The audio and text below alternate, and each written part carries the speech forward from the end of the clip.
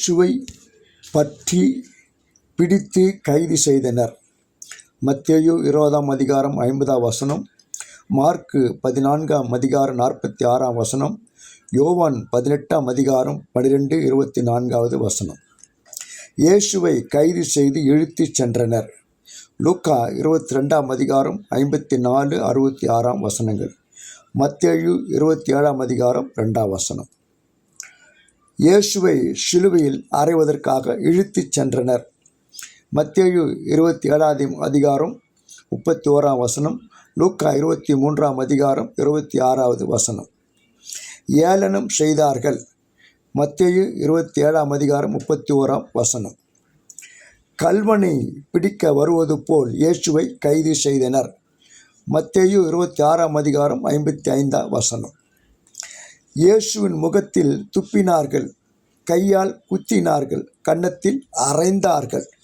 மத்தேயு 26 அதிகாரம் 67 மார்க்கு 14 அதிகாரம் 65 15 அதிகாரம் 18 யோவான் 18 அதிகாரம் 22 19 அதிகாரம் 3 கோலால் தலையில் அடித்தார்கள்.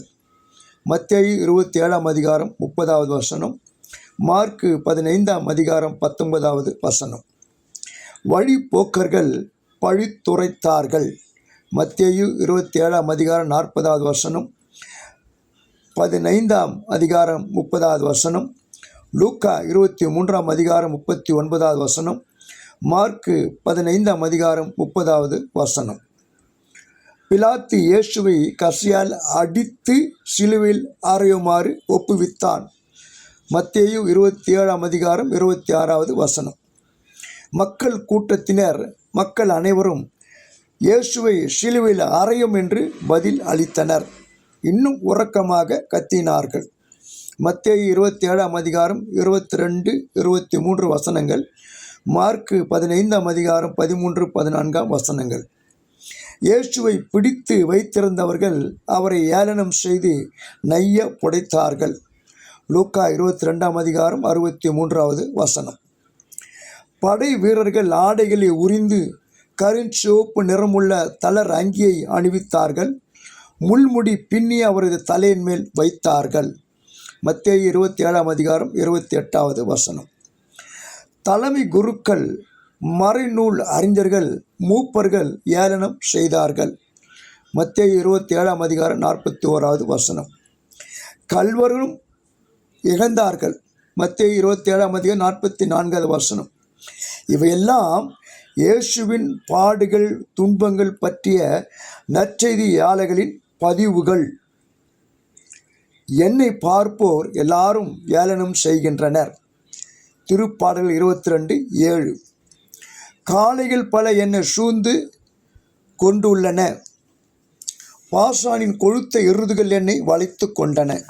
திருப்பாடல்கள் 22:12 நாய்கள் என அவர்கள் என்னை சூழ்ந்து கொண்டார்கள், என் கைகளையும் கால்களையும் துளைத்தார்கள். திருப்பாடல்கள் 22:16 என் எலும்புகளை எல்லாம் நான் எண்ணி விடலாம்.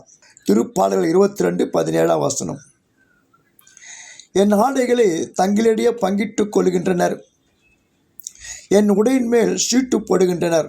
திருப்பாடல்கள் 22:1 சிங்கங்களின் வாயிலும் காட்டெருமைகளின் கொம்புகளில் சிக்கி இருந்தார்.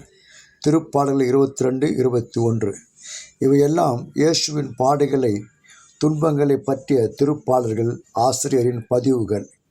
இவையாவும் நிறைவேறியது.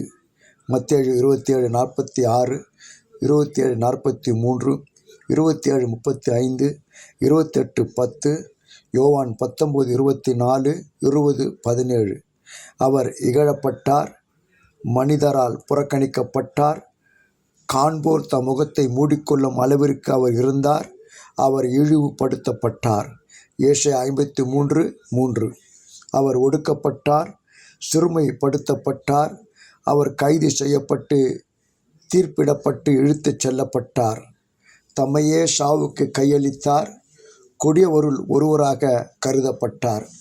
ஏசாயா 53:7, 8, 12 வாழ்வோர் உலகினின்று அவர் அகற்றப்பட்டார். ஏசாயா 53:5 இந்த இறைவாக்குகளும் நிறைவேறின.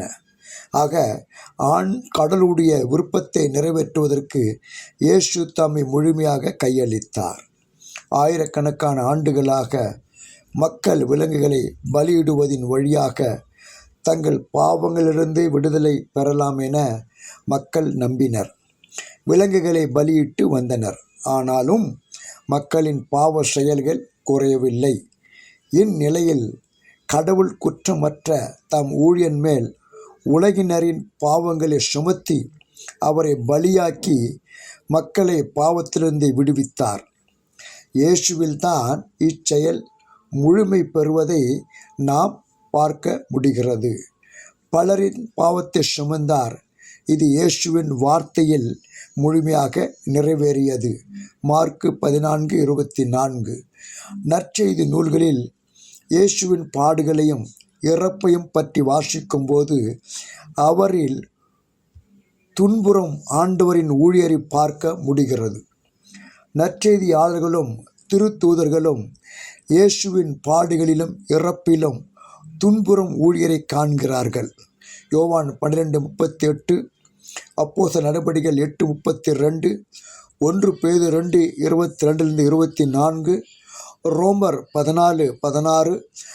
ஆக இயேசு தம்முடைய பாடுகளாலும் இறப்பாலும் பலருடைய பாவங்களுக்காக பலியானார் என்ற இறைவாக்குகள் நிறைவேறின என்றால் அது மிகையாகாது.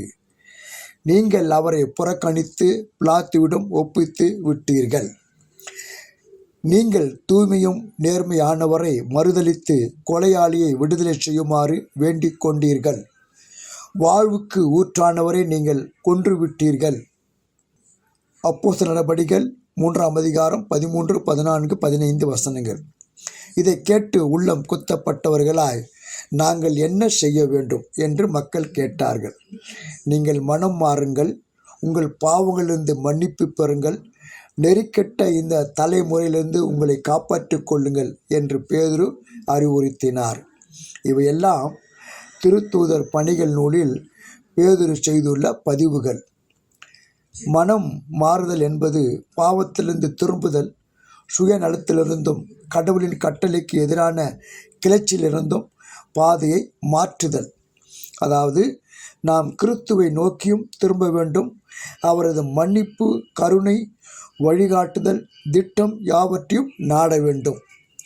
நமது சிந்தனைக்கு மனம் மாறியவர்கள் என்பதை அதற்கேற்ற செயல்களால் காட்டுங்கள். மத்தேயு 3:8, லூக்கா 3:8 என்று திருமுழுக்கு யோவான் கூறினார்.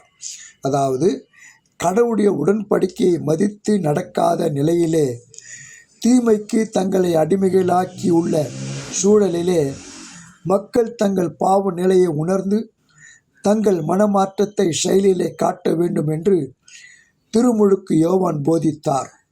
இதைத்தான் கடவுள் தமது திருச்சபை மக்களிடமிருந்து எதிர்பார்க்கிறார். இதுவே பிற சமயத்தவர்களுக்கு நமது கிறிஸ்துவ வழியையும் வாழ்வையும் தனித்து காட்டும் அறிகுறியாகும். அப்படியானால் நம் கிறிஸ்துவ வாழ்க்கை இயேசுவின் படிப்பினைகளுக்கும் மதிப்பீடுகளுக்கும் ஏற்ப அமைந்திருக்கிறதா? சிந்திப்போம், செயல்படுவோம். கடவுள் உங்களை ஆசீர்வதிப்பாராக. ஆமென்.